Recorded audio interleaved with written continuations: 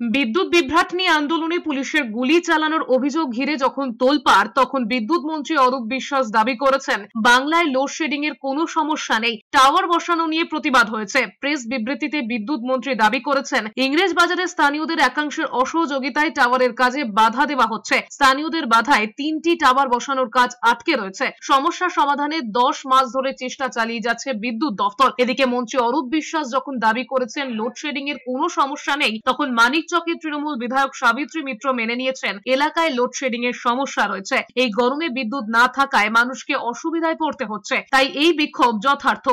এখন এই গরমের মধ্যে বিদ্যুৎ না থাকায় মানুষ খুব অসুবিধায় পড়েছে, কিন্তু আমি পথ অবরোধ মানুষের কাছে প্রোটেস্ট করা আমি সাপোর্ট করি, কিন্তু মারামারি গুলি চালাতে এগুলো কিংবা পুলিশকে আক্রমণ করা এগুলোকে আমি সাপোর্ট করছি।